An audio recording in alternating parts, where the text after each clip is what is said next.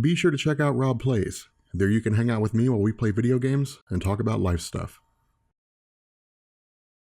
So continuing our discussion on the lead up to Civil War II, what I want to do here is have a discussion about the Cosmic Cube. And what I'm hoping is that at the end of this video, you'll have a strong understanding of how the cube works, as well as how it ties into the events of Civil War II. So the Cosmic Cube first appeared in 1966 with Tales of Suspense issue number 79, and was first created by Stan Lee as a plot device in a story involving the group AIM, otherwise known as Advanced Idea Mechanics.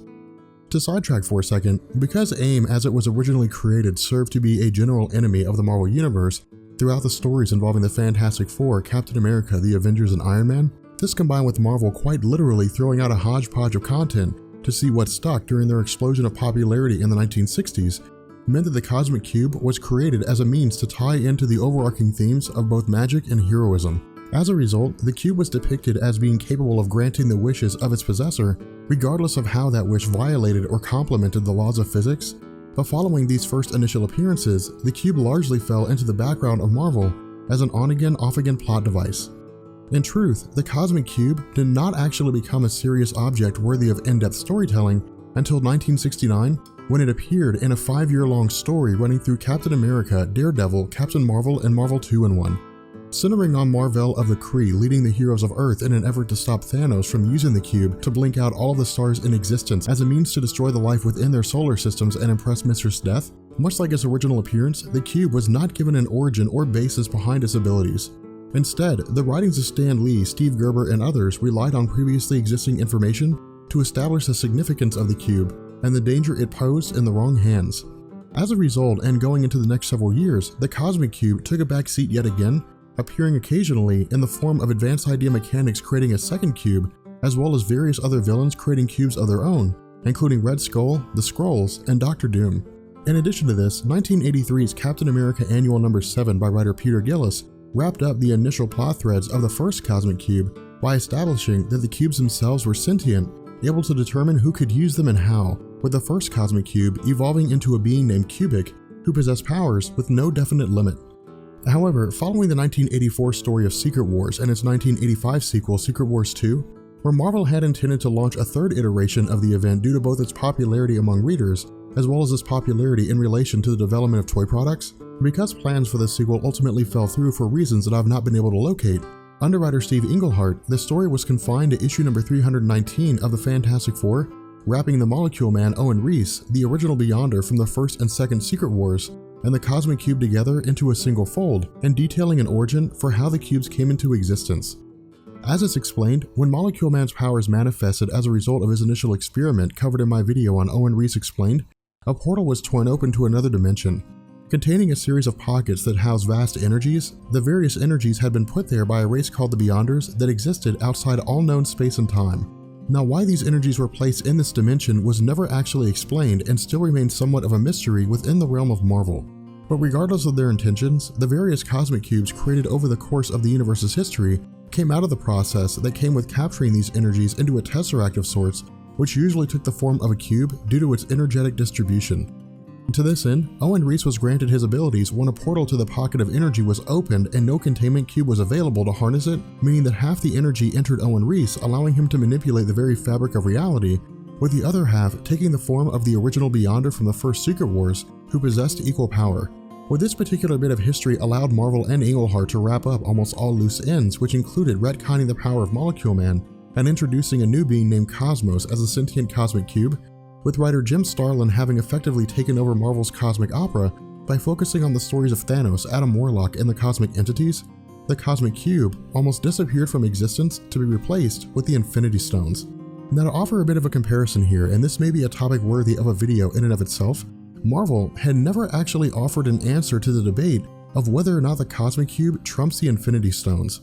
This is compounded by the fact that the cube had no involvement of any kind in the Infinity Gauntlet storyline, and the only information I've been able to locate on how the two concepts compare to one another takes place in the Infinity Crusade crossover. Coming out of Infinity War, which followed up to the Infinity Gauntlet and focused on Magus, Adam Warlock's evil persona harnessing different cosmic cubes from around the multiverse and eventually securing the Infinity Gauntlet for himself, Infinity Crusade focused on Adam Warlock's purely good half referred to as Goddess. looking to solve the problem of evil in the universe but only looking at solutions that existed in the extremes. While the goddess was defeated through the combined efforts of Adam Warlock, Thanos, and Charles Xavier, during the crossover, the demon entity Mephisto was questioned about the cube's origins. Rehashing the information provided in Fantastic Four issue number 319, Mephisto went a step further, arguing that the cubes themselves had the potential to rival the Infinity Stones in power. However, because this comparison is never officially made again within the comic landscape, on the whole, fans are usually left to their own interpretations. But because the Infinity Gauntlet had been used in a much grander scale, including Thanos wiping out half the life in the universe, as well as the Infinity Stones being consistently referred to as the most dangerous and powerful artifacts in the universe, it can be assumed that the stones exist on a higher level of capability than the cube. Now following this, with the Infinity Gauntlet at the forefront of Marvel's most powerful artifacts as well as the Fantastic Four's exploits highlighting the abilities of the Ultimate Nullifier, the Cosmic Cube began to become less and less important, serving as a literal retconning machine.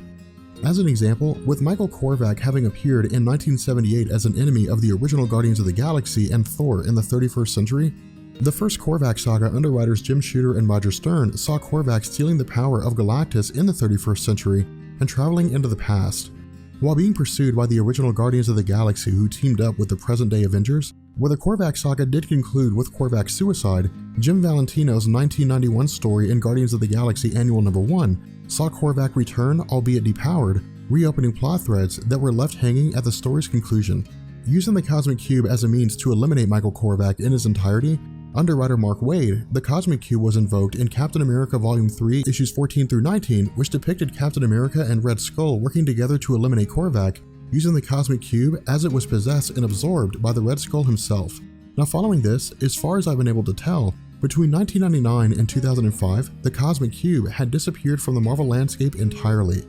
Now whether this was due to Editor-in-Chief Joe Quesada viewing it as an unessential part of his 10-year-long vision to restore Marvel to its classic roots, or because no one bothered to use it is a question I don't have the answer to. But with writer Ed Brubaker coming on as writer for Captain America Volume 5, the Cosmic Cube was used as an integral part of his retcon of Captain America's history.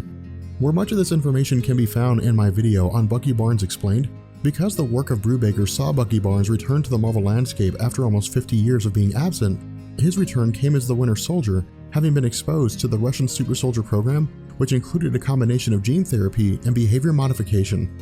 While the contents of Brubaker's run stretched the entirety of House of M, Decimation, and the lead up to Civil War, at the story's conclusion, Captain America used the cube to restore Bucky's memories of his past life, sending Barnes into a mental and emotional crisis, allowing his character to remain absent throughout the entirety of Civil War. Now following this, between 2006 going into the launch of Secret Wars and the start of All New All Different Marvel in 2015,